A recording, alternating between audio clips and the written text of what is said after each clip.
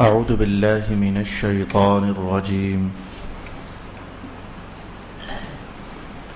بسم الله الرحمن الرحيم. سورة أنزلناها وفرضناها وأنزلنا فيها آيات بينات لعلكم تذكرون.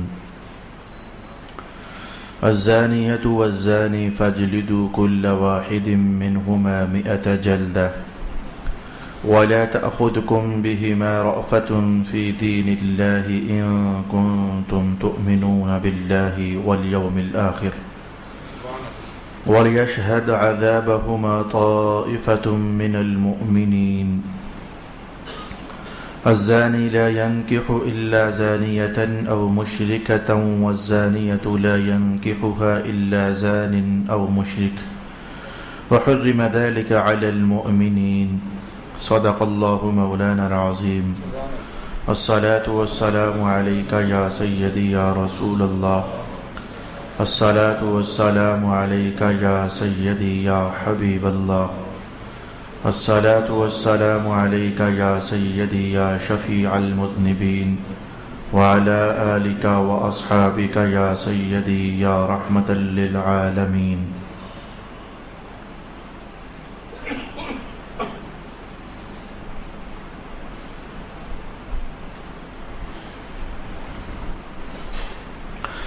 اللہ ہی کے نام سے شروع کرتا ہوں جو نہایت رحم فرمانے والا بہت مہربان ہے.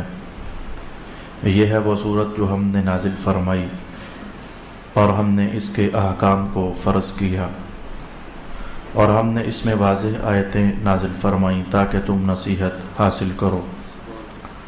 زانیہ عورت اور زانی مرد ان میں سے ہر ایک کو تم 100 کوڑے مارو اور ان پر شرعی حکم نافذ کرنے میں تم کو ان پر رحم نہ آئے اگر تم اللہ پر اور روز قیامت پر ایمان رکھتے ہو.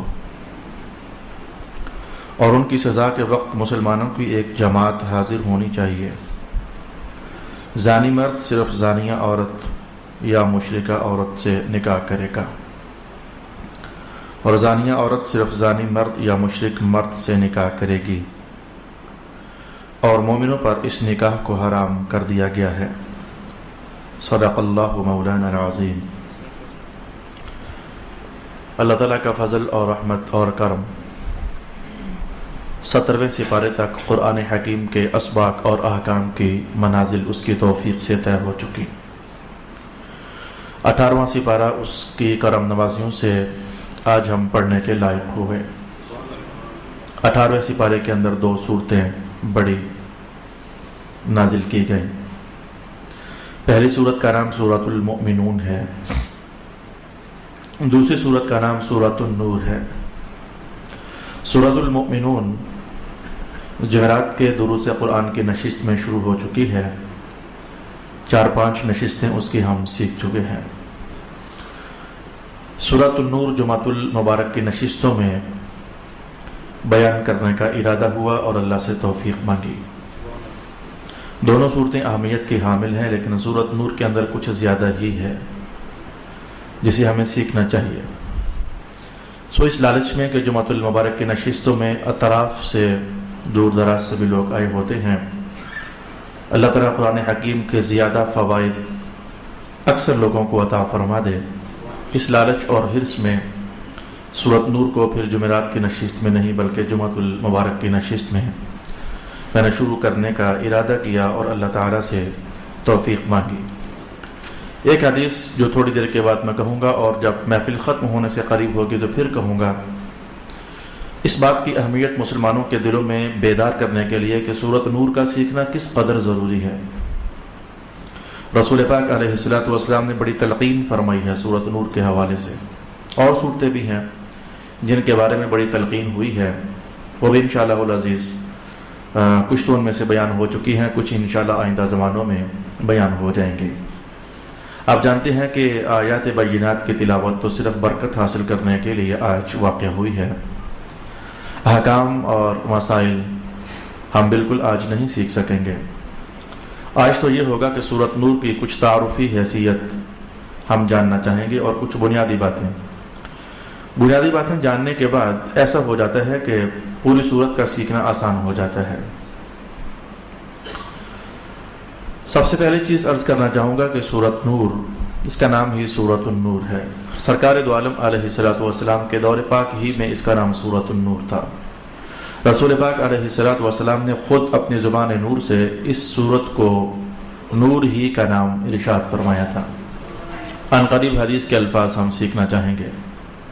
باقی رہی بات یہ کہ اس سورت کو سورۃ نور کہنے کی وجہ کیا ہے، تو بہت سارے وجوہات جو سورتوں کے نام ڈالنے کے لیے وقوع پذیر ہوتے رہتے ہیں، تو میں نے ان میں سے ایک آپ کو یہ بتائی ہوئی ہے کئی بار کہ بعض اوقات پوری سورت کے اندر کوئی ایک آدھ لفظ ایسا استعمال ہوا ہوتا ہے کہ جس کی وجہ سے رسول اللہ علیہ الصلوۃ والسلام پوری سورت کا نام ہی وہ ڈال دیتے ہیں۔ تبارک الذی بیدہ الملک، لفظ ملک استعمال ہوا، فرمایا سورت ملک ہے۔ یاسین والقرآن الحکیم، یاسین پہلا لفظ ہوا، فرمایا یہ سورت یاسین ہے۔ طٰہٰ ما انزلنا علیک القرآن لتشقیٰ، طٰہٰ کا لفظ استعمال ہوا، فرمایا سورت طٰہٰ ہے۔ یا ایھا المزمل قم اللیل، جی حکم ہو گیا یہ سورت مزمل ہے۔ بہت ساری صورتیں اسی عنوان سے ہیں۔ سورت نور کا واقعہ بھی کچھ ایسا ہی ہے۔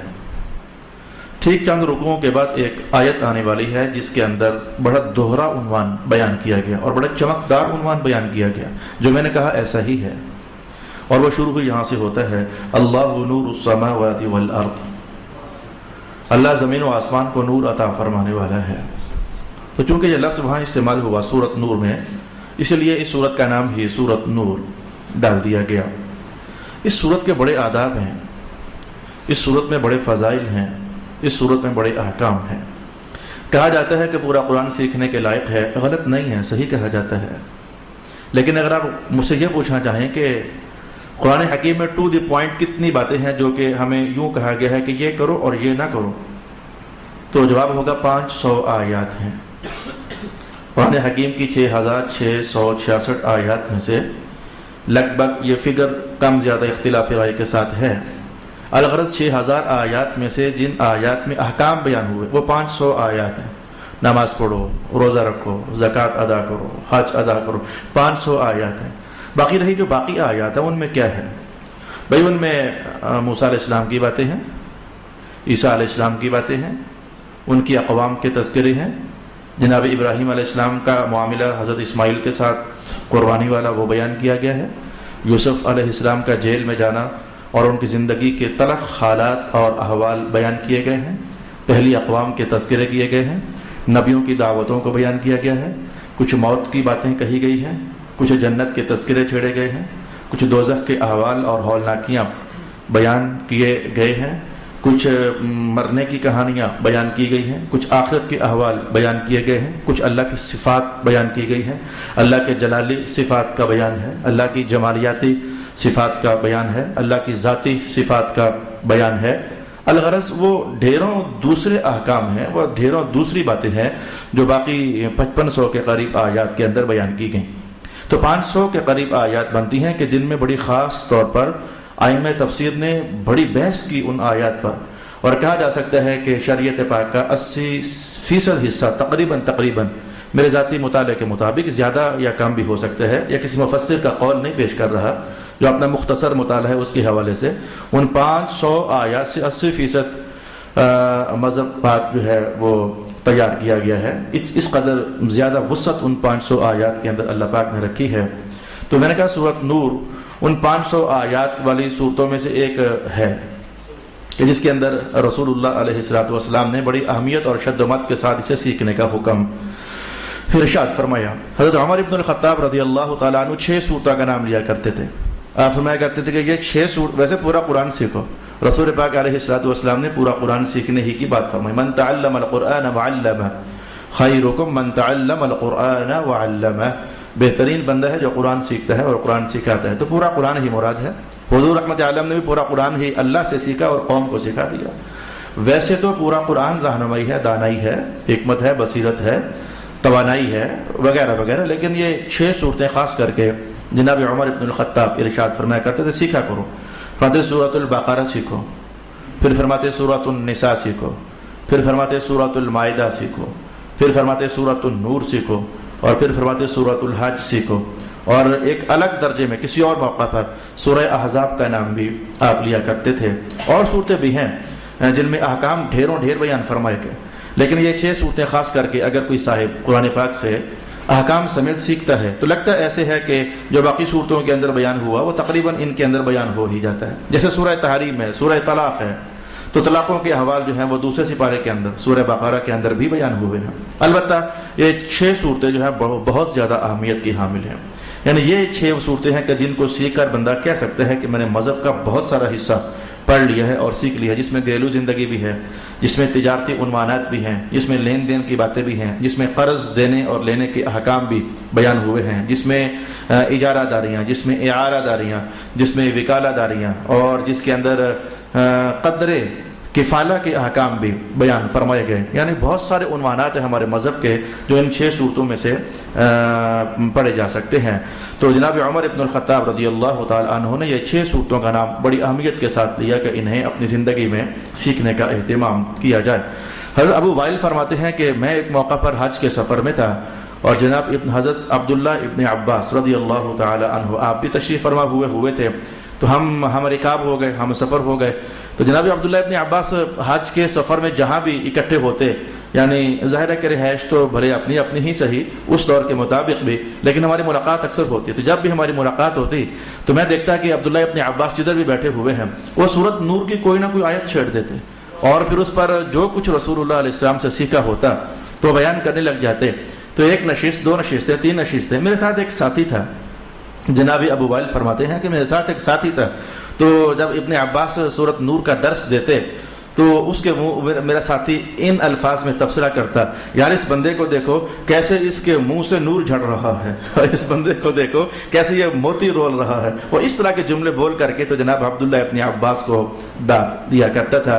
بدقسمتی ضرور کہوں گا، ہمارے چونکہ تعلق مذہب سے بہت دور ہو گیا، بہت دور ہو گیا اور بہت دور ہو گیا، شاید اس لیے ہمیں یہ باتیں اس طرح کا تبصرہ شاید کبھی ہمارے منہ سے نہیں نکلا، کیا بندہ موتی رول رہا ہے، کیا بندہ پھول بکھیر رہا ہے، کیا یہ بندہ نور سے دھلی ہوئی باتیں کر رہا ہے۔ اتنا ذوق نہ رہا، اتنا لگن نہ رہی، اتنا درد نہ رہا، ہمارے دردوں کے کعبے کچھ اور ہو گئے، ہمارے شوقوں کے جہان کچھ اور ہو گئے، اور ہمارے ذوقوں کے معاملات کسی اور ڈگر پر چل نکلے۔ مذہب کا ذوق، شوق، لگن، دھڑک، درد، یہ ساری باتیں کافی حد تک میں محسوس کرتا ہوں کہ ہمارے ماحول میں مان پڑ چکی ہیں۔ الغرض میں نے ابھی تک آپ کی خدمت میں یہ کہنا چاہا کہ سورۃ نور ان 6 یا 7 صورتوں میں سے ایک ہے کہ جس کے بارے میں صحابہ میں شدید تلقین پائی جاتی تھی کہ یہ سیکھا جائے۔ اب میں وہ حدیث آپ کی خدمت میں کہنا چاہوں گا جو میں نے کہا کہ ابھی بھی کہوں گا، اور جب محفل بالکل اختتام پذیر ہونا چاہے گی تو بھی آپ کی خدمت میں کہوں گا۔ رسول پاک علیہ الصلوۃ والسلام نے کچھ تلقینات ایسی تھیں جو مردوں کے نام خاص کر کے ارشاد فرمائیں، اور کچھ صورتوں کی تلقینات ایسی تھیں جو عورتوں کے نام رسول پاک علیہ السلام نے ارشاد فرمائیں۔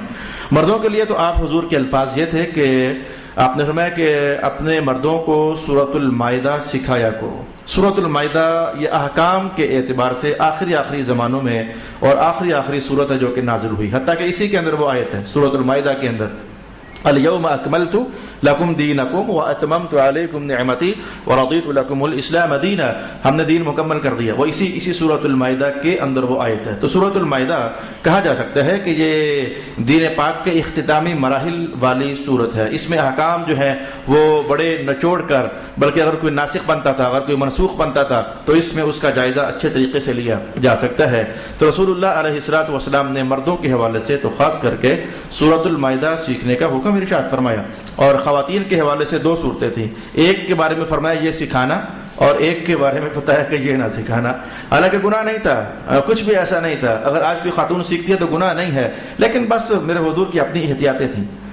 قرآن پاک پڑھنا گناہ تو نہیں ہے، لیکن رسول پاک علیہ السلام جیسے یہ سمجھانا چاہتے تھے کہ خاص توجہ نہ لگانا ادھر، یعنی خواتین کو خاص کر کے خاص توجہ نہ لگانا ادھر، بس کچھ اس طرح کی باتیں، کوئی بہت زیادہ رغبت دکھا کر اسے ہی پڑھتے رہنا، اسے ہی سیکھتے رہنا، کچھ ایسا نہ کرنا۔ جیسے کہ حضور پاک علیہ السلام یہ فرمایا کرتے تھے، آپ کی مراد یہ تھی کہ سورۃ یوسف بیٹیوں کو نہ سکھاؤ، اس کے احکام نہ بتاؤ۔ اس کے اندر جو حضرت یوسف علیہ السلام کے ساتھ زلیخا نام کی عورت نے جو تاریخی حوالہ جات موجود ہیں کہ غلط ارادہ چاہا تھا، لیکن اللہ پاک کے فضل کرم سے ہر نبی پاک بازی کے عروج استقاء پر تشریف فرما ہوتا ہے اور طہارت کے ہمالیہ پر تشریف فرما ہوتا ہے. تو اللہ پاک نے یوسف علیہ السلام کو بچا کے رکھا, محفوظ رکھا.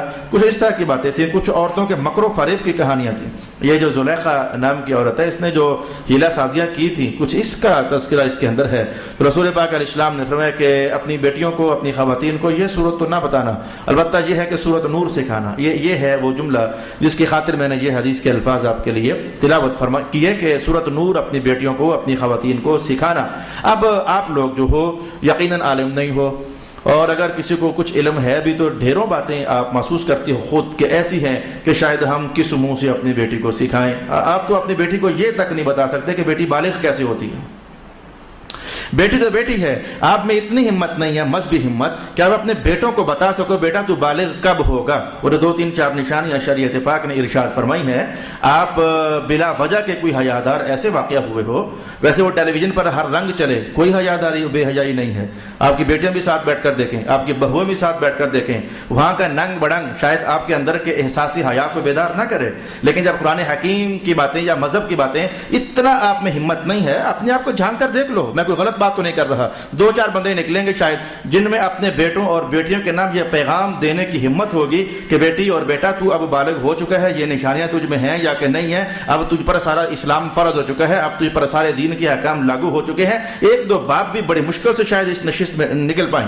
تو میں نے کہا جن باپوں کا حال یہ ہو اور جن ماؤں کا حال یہ ہو کہ اپنے بچوں کو اتنا باور نہ کروا سکیں کہ تو بالغ ہو چکا ہے بیٹا یا تو بالغ ہو چکی ہے میری بیٹی, تو بھلا اس سے بھی جو زیادہ پوشیدگی کے احکام ہیں وہ بتانے کی تم میں ہمت کہاں ہوگی. آپ ہمت نہیں رکھتے ہو کہ اپنی بیٹیوں کے سامنے اس طرح کی بات کر سکو. اور حالانکہ یہ کوئی ایسی بات نہیں تھی کہ ہمت نہ رکھنے والی بات تھی, یہ ہمت رکھنے والی بات تھی. یہ چیز تو وہ تھی جو بتانے والی بات تھی. یہ حضور نے کیا فرمایا, سکھاؤ اپنی بیٹیوں کو.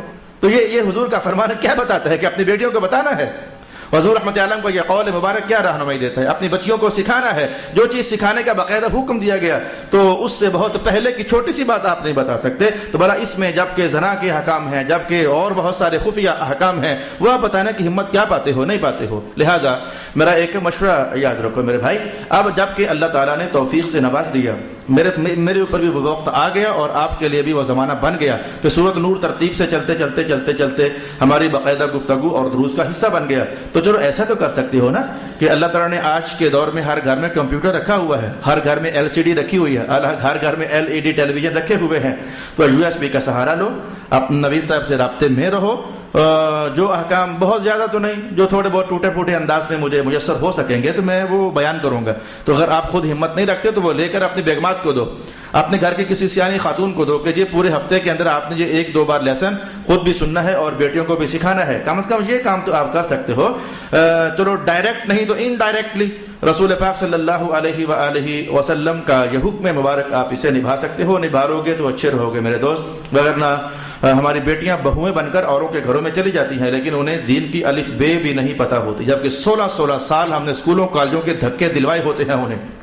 16 سال ہم نے پتہ نہیں کیا سے کیا پڑھایا ہوتا ہے انہیں. آپ سب باپوں کو پتہ ہے, جان بوجھ کر آنکھیں بند کر لو تو یہ آپ کا قصور ہے. مجھے پتہ ہے آپ کی بیٹیاں روزانہ کالج میں جائیں, روزانہ انسٹیٹیوٹس میں جائیں, یہ آپ کو گوارا بھی ہے, برداشت بھی ہے اور وارا بھی ہے, سارا کچھ ہے.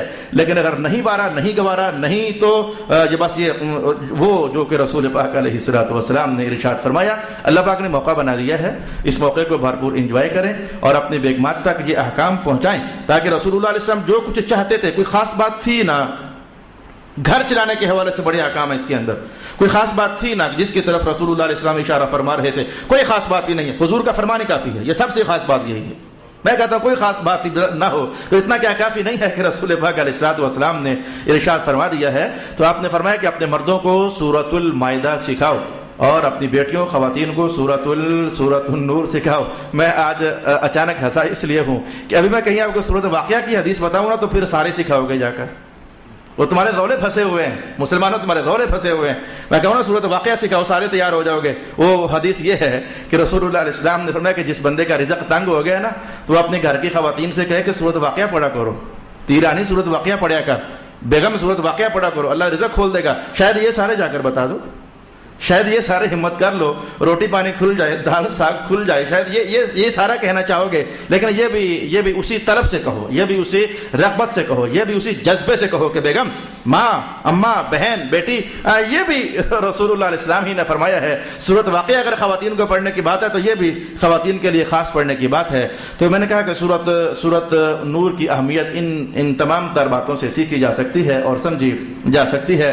سورۃ نور ہی کی ترغیب رسول اللہ علیہ السلام فرما رہے تھے تو آپ نے یہ بھی اس موقع پر ارشاد فرمایا تھا کہ سورۃ نور سکھاؤ، ساتھ آپ نے یہ جملہ فرمایا کہ بیٹیاں جب سیانی ہو جائیں تو چھتوں پر چڑھنے سے روکا کرو انہیں۔ چھتوں پر چڑھی یا سڑکوں کی زینت بنی، بات ایک ہی ہے، نہیں مانتے تو نہ مانو۔ جو وجہ چھتوں پر چڑھنے میں ہے وہ اس سے زیادہ وجہ بازاروں میں جانے میں ہے۔ نہیں مانتے مسلمانوں تو نہ مانو، یہ تمہاری خیانت ہوگی۔ نہیں مانتے تو نہ مانو، میں نے صاف صاف تمہیں کہہ دیا، جو باتیں چھتوں پر چڑھنے میں ہیں وہی باتیں بے نقاب کر کے خواتین کو باہر بھیجنے میں ہے۔ میں نے اپنا بالکل بغیر آپ سے کسی طرح کا خوف رکھے بغیر کہہ دیا۔ تو حضور نے سورۃ نور کی تلقینات میں یہ بات بھی ارشاد فرمائی تھی کہ اپنی بیٹیوں کو جب وہ جوانی کی طرف بڑھ جائیں تو پھر چھتوں پر چڑھنے سے روکنا، بالا خانوں میں انہیں جانے سے روکنا۔ تو حضور پھر کیا کریں؟ وہ انہیں سوتر کاتنا سکھانا، انہیں وہ سوتر کاتنا سکھانا مانا جاتا ہے امور خانہ داری بتاؤ۔ ہم جو شریف لوگ ہیں، درمیانے درجے کے لوگ، ہماری بیٹیوں نے گھر رہنا ہوتا ہے، ہماری بیٹیوں نے کم از کم جو مذہبی طبقہ ہوتا ہے، آپ تو کم از کم اس بات کو سمجھو، ہماری بیٹیاں وہ نہیں ہیں کہ جنہوں نے آفس میں جانا ہوتا ہے، ہماری بیٹیاں وہ نہیں ہیں جنہوں نے جابس کرنی ہوتی ہیں، وہ کوئی اور طبقات ہوتے ہیں۔ یہ طبقہ بندیاں بنی ہوئی ہیں نا مذہب کے اندر، کچھ لوگ مذہبی لوگوں کو دقیانوسی کہتے ہیں اور کچھ اپنے آپ کو وہ صحیح مسلمان سمجھتے ہیں، تو لوگ ان کا معیار اپنا صحیح، ہم درویشوں کا معیار بہت پرانا ہے۔ رسول اللہ علیہ السلام نے جو دیا ہے، ہماری بیٹیاں گھروں میں رہیں، کمائی کرنا مردوں کی ذمہ داری ہے، گھر سنبھالنا عورتوں کی ذمہ داری ہے۔ گھر مرد نہیں سنبھال سکتے، باہر عورتیں نہیں سنبھال سکتی، یہ بات یاد رکھ لو۔ جو عورتیں باہر سنبھالنے والی ہوتی ہیں، رسول اللہ علیہ السلام نے فرمایا ان سے شادی نہ کیا کرو۔ یہ بات عجیب لگی نا آپ کو؟ جو عورتیں کمائی کرنے والی ہوتی ہیں، منع نہیں تھا، برا نہیں تھا، لیکن حضور سمجھا یہ رہے تھے کہ جو اپنا کما کر کھاتی ہے وہ تمہاری خاک عزت کرے گی، وہ کہے گی اپنا کما کر کھاتی ہوں، تانے سننے پڑیں گے تمہیں، کچھ اور ڈھونڈ لو۔ یہ منع نہیں تھا کہ اس سے شادی کرنا ہی حرام ہے، یعنی بچ لو، اگر اپنی عزت بچانا چاہتے ہو، اگر اپنا گھر سنبھالنا چاہتے ہو بچ لو، پھر ایسی عورت سے شادیاں اجتناب کرو جو دولت کمانے والی ہے، ورنہ سر چڑھ کر بولے گی اور کہے اپنا کما کر کھاتی ہوں۔ اور یہ تو نہیں ہے کہ آپ کو پتہ نہیں ہے، ایسی حالات ہیں، یہ کائنات کھلی کتاب ہے، میں بھی پڑھتا ہوں، آپ بھی پڑھتے ہو، آپ کو پتہ ہے اس بات کا۔ اللہ اکبر، صلی اللہ علی حبیبہ محمد وعلی آلہ واصحابہ اجمعین۔ قسمت سے آپ میرے پاس آ جاتے ہو اور اسی دن احکام بھی بڑے سخت ہوتے ہیں، پھر آپ کو سننے پڑ جاتے ہیں، لیکن میں سمجھتا ہوں کہ میں خوش قسمت آدمی ہوں۔ گجر خان کے دوست جب سے فارغ التحصیل ہوا یہیں آ کر بیٹھا، لوگوں نے مذہب سیکھنے میں بڑی محبت کی ہے، اللہ ان کا بھلا کرے، ان بڑی تلقینات اپنے اندر رکھی ہیں، اللہ ان کا بھلا کرے، کڑوی میٹھی ہر طرح کی سلونی سن لیتے ہیں، اللہ ان کا بھلا کرے۔ یقیناً یہ باتیں میری تو ہیں نہیں ہیں میرے بھائیو، یہ باتیں ہمارے آقا کی ہیں، میرے رسول کی ہیں، آپ کے رسول کی ہیں، اور میری اور آپ کی خیر خواہی کے لیے ہے، میری اور آپ کی اصلاح مندی کے لیے ہے، ہم دوزخ سے بچ جائیں کہیں۔ رسول اللہ علیہ السلام اس مقصد کی خاطر یہ ساری باتیں حضور رحمت عالم علیہ السلام ارشاد فرماتے ہیں۔ تو میں بات کو آگے بڑھانا چاہوں گا۔ ابھی جمعۃ المبارک کی نشست میں آپ جانتے ہو سورۃ المومنون ہے۔ آپ کو میں ہر بار جب بھی کوئی سورت شروع ہوتی ہے تو بتاتا ہوں کہ پچھلی سورت کا اگلی سورت سے تعلق کیا ہے، اس سورت کا اگلی سورت سے تعلق کیا ہے۔ یہ بے ربط صورتوں کا نظام نہیں ہے، صورتوں کا نظام ترتیب بے ربط نہیں ہے۔ ہر صورت کا کہیں نہ کہیں کوئی لنک بنتا ہے، کوئی رشتہ داری، کوئی تعلق ہوتا ہے، جس کی بنیاد پر پچھلی کے بعد اگلی آتی ہے۔ یعنی دیکھو ہو نہیں سکتا تھا کہ سورۃ المومنون پہلی سورت بنے 18ویں سپارے کی اور سورۃ اخلاص دوسری بن جائے، قل هو اللہ احد اللہ الصمد یہ آ جائے، اس کے بعد قل یا ایھا الکافرون آ جائے، اس کے بعد سورۃ حج آ جائے۔ یعنی یہ ترتیب انسانی عقل کے مطابق ہزاروں انداز تھے، لیکن جو مومنون کے بعد انبیاء کے بعد حج آئی، حج کے بعد مومنون آئی، مومنون کے بعد اب سورۃ نور آ رہی ہے، ان کا آپس میں گہرا تعلق ہے۔ مثلا رات ہی کو میں نے سبق آپ کو بیان کیا، رات ہی کو جو رات کی نشست میں لوگ آئے تھے، میں نے یہ بات آپ کے سامنے رکھی کہ رب کائنات نے ارشاد فرمایا کہ اپنی شرمگاہوں کی حفاظت کرو۔ اچھا ایک بات میں نے رات ہی کو کہہ دی تھی، دوسری میں ابھی آپ سے کہنے والا ہوں، بیویاں ہیں تمہارے لیے، بس اپنی شرمگاہوں کو ادھر استعمال کرو، لونڈیاں ہیں اپنی شرمگاہوں کو ادھر استعمال کرو، وہ آج نہیں ہے تو پیچھے ایک ہی آپشن رہ گیا، بیویاں ہیں اس کے اندر 4 تک اجازت دے دی۔ یہ سورۃ مومنون کی باتیں تھیں۔ جو اس سے تجاوز کرے گا پھر وہ حد سے گزرنے والا ہوگا۔ اچھا اگر کسی نے تجاوز کر لیا، حد سے گزر گیا، تو ہوگا کیا؟ یہ سورۃ مومنون کے اندر بیان نہ ہوا، رب کائنات نے کہا یہ پڑھنا ہے سورۃ نور پڑھنی پڑے گی، یہ سورۃ نور کے اندر بیان ہوا۔ ان کو 100 کوڑے مارو، ان ظالموں کو، بدماشوں کو جو حد سے تجاوز کرتے ہیں اس عنوان پر۔ ہیجان انگیزی کے عنوان پر، شہوت رانی کے عنوان پر جو ان سے تجاوز کرتے ہیں، 100 کوڑے مارو ان کو۔ رسول اللہ علیہ السلام نے اسی پر بس نہ فرمایا، میں قرآن نے جو کہا ہے وہ مخصوص کنڈیشن میں کہا ہے کہ یہ حالت ہو تو 100 کوڑے مارو، اگر حالت بدل گئی تو پھر رجم بھی کیا جائے گا۔ اور رجم یہ ہے کہ پتھر مار مار کر مار دو۔ تو حد سے تجاوز کرنے والے 2 کنڈیشنز میں ہوئے، اگر غیر شادی شدہ ہیں تو انہیں 100 کوڑے مارنے کی بات، اور اگر شادی شدہ ہیں تو انہیں پھر رجم کرنے کی بات۔ اب ادھر کہا تھا حد سے نہ بڑھنا، اگر حد سے بڑھو گے تو کیا ہوگا؟ فرمایا سورۃ نور پڑھ لو۔ تعلق ہوا نا آپس میں بتا رہا ہوں کہ صورتوں کا آپس میں لنک ہوتا ہے، صورتوں کا آپس میں ربط ہوتا ہے۔ اسی ربط کی بنیاد پر رب کائنات نے اور رسول پاک صلی اللہ علیہ وآلہ وسلم نے، اچھا رات کو جو میں نے بات کہی تھی وہ باقاعدہ آج کا حصہ ہے۔ رات کو میں نے کہا تھا کہ میں صبح پھر کہوں گا، تو صبح اب آ گئی صبح، میں پھر آپ سے کہہ رہا ہوں۔ سورۃ مومنون کے اندر کہا گیا شرمگاہوں کو بچاؤ۔ شرمگاہوں کو بچانے کا طریقہ کیا ہے؟ کیا کریں؟ رب کائنات نے سورۃ نور کے اندر ارشاد فرمایا قل للمؤمنین یغضوا من ابصارهم ويحفظوا فروجهم وقل للمؤمنات یغضضن من ابصارهن ويحفظن فروجهن۔ طریقہ یہ بیان کیا گیا کہ مومن مردوں سے کہو نظریں نیچی رکھو گے تو شرمگاہیں بچیں گی، مومن عورتوں سے کہو نظریں نیچی رکھیں گی تو شرمگاہیں بچیں گی۔ یہ نظر پڑتی ہے تو ہیجان پیدا ہوتا ہے، تو پھر اگلے دواعی پیدا ہوتے ہیں، تو رغبتیں بیدار ہوتی ہیں، تو احساس بیدار ہوتے ہیں۔ جب نظر ہی نہیں پڑے گی، یہ برقعے کا نظام اس لیے تو حضور نے دیا۔ اور میں آج باپوں سے کہوں گا، بھائیوں باپوں میں آپ سے کہوں گا، برقعے کا نظام تو چھپانے کے لیے تھا، آپ نے فیشن بنا لیا۔ چھپایا کیا؟ چہرے پھر بھی ننگے، کیا چھپایا آپ نے باپوں؟ او بھائیوں کیا آپ نے چھپوایا اپنی بہنوں سے؟ باپوں کیا چھپوایا آپ نے اپنی بیٹیوں سے؟ کیا چھپوایا؟ حیرت ناک عنوانات ہے مسلمانوں، کون تمہیں بتائے گا؟ اور اگر کوئی بتائے تو کیا اب تم قرآن کی بات سن کر بھی غصے ہو جاؤ گے؟ کیا تم اب اس درجے میں آ گئے کہ رسول اللہ کی بات بھی تم سے ہضم نہیں ہو سکے گی؟ تو رب کائنات نے اہتمام دیا، رسول اللہ علیہ السلام نے اہتمام کیا، نظریں نیچی رکھو، عورتوں کو ذرا خاص کر کے نظریں بھی نیچی رکھو، ساتھ منہ بھی چھپا کے رکھو۔ یعنی عورتوں کے بارے میں خاص ڈبل حکم، مردوں کو برقع پہننے کا حکم نہ دیا گیا، ان کے لیے رسول اللہ علیہ السلام نے رخصت رکھی ہے۔ اگر مرد بھی برقع پہ، حضور جانتے تھے اگر مردوں نے برقعے پہن لیے، عورتوں نے برقعے پہن لیے، پہچان کیسی ہوگی کہ یہ کون ہے، یہ کون ہے؟ رولے پڑ جائیں گے، پھر رولے پڑ جائیں گے۔ کہا تم بغیر برقعے کے، تم برقع نہیں پہنو، تم بس نظریں نیچی رکھو، اتنا ہی کافی ہے۔ خواتین سے کہا کہ بیٹیوں میری امت کی باندھیو تو ایسا کرنا کہ تم منہ بھی چھپا کے رکھنا اور نظریں بھی نیچی رکھنا۔ تو یہ سورۃ مومنون کے اندر کہا شرمگاہوں کو بچانا، میں مناسبت بیان کر رہا ہوں۔ سورۃ مومنون کے اندر کہا شرمگاہوں کو بچانا، اور سورۃ نور کے اندر کہا بچانے کا طریقہ یہ ہے کہ نظروں کو سنبھالنا، نظروں کو سنبھالنا، نظریں نیچی رکھ کر چلنا، بچ جائے گی۔ خواتین بھی نظریں نیچی رکھیں، مرد بھی نظریں نیچی رکھیں۔ اب جب یہ باقاعدہ آیت آئے گی سورۃ نور کے اندر تو انشاءاللہ العزیز وہاں جا کر ہمارا باقاعدہ حصہ بنے گی، باقاعدہ اس پر جو مزید احکام ہوں گے، واقعات ہوں گے، شواہد ہوں گے، وہ سارے کے سارے دیکھے جائیں گے۔ میں مزید 3-3.5 منٹوں کے اندر یہ آپ سے عرض کر دیتا ہوں کہ یہ سورت خیر سے مدنی ہے۔ آج میں یہ بحث نہیں کرتا، کئی بار کر چکا اور آئندہ پھر کبھی کر دوں گا، ٹائم کی قلت کے پیش نظر میں یہ بحث نہیں کرتا کہ مدنی اور مکی ہونے کا معیار کیا ہے، کس بنیاد پر کہا جاتا ہے کہ یہ سورت مکی ہے اور کس بنیاد پر کہا جاتا ہے یہ سورت مدنی ہے۔ اور یہ بحث ہم نہیں چھیڑ لیتے، لیکن میں یہ کہہ دیتا ہوں کہ یہ سورت نور تقریباً کس زمانے میں نازل ہوئی۔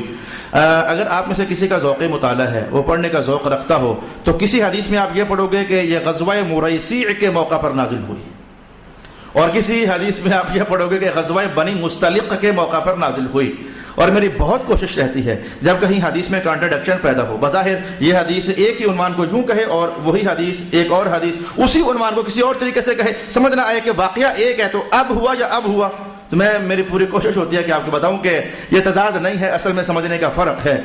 دیکھو بھائی، مریسی وادی قدید کے ایک علاقے میں کنویں کا نام تھا، تو ادھر جہاد کرنے کے لیے رسول اللہ علیہ السلام نے جانا تھا۔ مریسی سمجھو کنویں کا نام تھا، تو پھر اس کے اردا گرد جو آبادی بن گئی تو پھر اس پورے علاقے کو ہی مریسی کہا جانے لگ گیا۔ اور اس علاقہ مریسی میں جو قوم آباد تھی، جو خاندان قبیلہ آباد تھا، اس کا نام بنو مستلق تھا، مستلق کی اولاد مریسی میں رہتی تھی۔ اچھا، کہا گیا کہ یہ تو غزوہ مریسی کی بات ہے، وہ جگہ کا حوالہ دے دیا، اور کسی نے کہا نہیں یہ تو غزوہ بنو مستلق کی بات ہے، وہ انہوں نے رہنے والوں کا حوالہ ہے۔ معاملہ ایک ہی ہے، معاملہ ایک ہی ہے، یہ منہاج مسجد کی بات ہے یا منہاجیوں کی بات ہے، بات تو ایک ہی ہے۔ جو اس میں آتے ہیں ان کو چلو او بھائی وہ نہیں جو آج کل چل رہا ہے. چلو منہاجیوں کی بات ہے اور یہ منہاج المسجد کی بات، منہاج مسجد کی بات ہے. علاقے کا نام لے لیا یا علاقے میں رہنے والوں کا نام لے لیا، بات تو ایک ہی ٹھہری. لہذا لگتا یہ ہے کہ یہ غزوے دو ہیں، بنی مریسی اور بنی مصطلق، لیکن یہ دو غزوے نہیں ہیں، غزوہ ایک ہی ہے. کسی نے علاقے کی طرف منسوب کیا تو غزوہ مریسی نام ڈال دیا، اور کسی نے اس علاقے میں رہنے والوں کی طرف منسوب کر دیا تو غزوہ بنی مصطلق ڈال دیا. یہ دو غزوے نہیں ہیں، غزوہ خیر سے یہ ایک ہی ہے. تو الغرض یہ صورت غزوہ مریسی کے موقع پر نازل ہوئی. یوں بھی کہا جا سکتا ہے کہ غزوہ بنو مصطلق کے موقع پر نازل ہوئی. البتہ اس کا جو زمانہ بنتا ہے، ابن اسحاق نے کہا کہ 6 ہجری بنتا ہے، اور عقبہ بن عامر نے کہا کہ اس کا زمانہ بنتا ہے 4 ہجری. ایک 6 ہجری کا قول کیا گیا اور ایک 4 ہجری کا قول کیا گیا. لیکن ابن حجر عسقلانی نے کہا میں تم دونوں کی خبر لوں گا.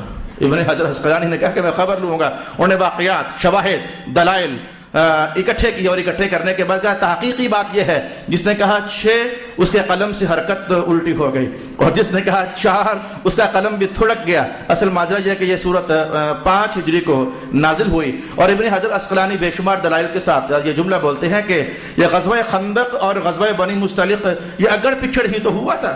یہ درمیان میں 1 مہینے کا فاصلہ ہی تو تھا، 1 مہینے کا فاصلہ ہی تو تھا. یہ رمضان المبارک درمیان میں آ گیا. رمضان سے پہلے دیکھو تو غزوہ بنی مصطلق واقعہ ہوا تھا، یعنی سن 5 ہجری میں رمضان سے پہلے شعبان کے مہینے میں غزوہ بنی مصطلق واقعہ ہوا.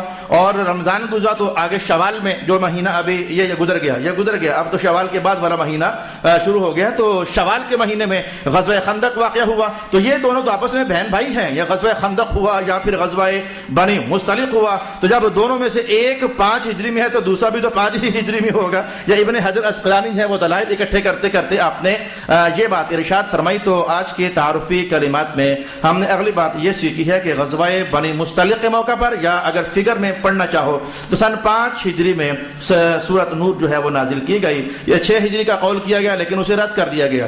4 ہجری کا قول بھی کیا گیا لیکن اسے بھی رد کر دیا گیا. اور مجھے لگتا ہے کہ شاید ابھی ایک نشست اور واقعہ ہوگی جس میں ہم کچھ چند تعارفی باتیں ہی ابھی رہتی ہیں، کچھ وہ سیکھیں گے. اس کے بعد انشاءاللہ باقاعدہ سورۃ نور کے عنوانات کا اور احکام کا آغاز ہو جائے گا. اللہ تعالیٰ میرا اور آپ کا حامی و ناصر. وآخر دعوانا الحمدللہ رب العالمین.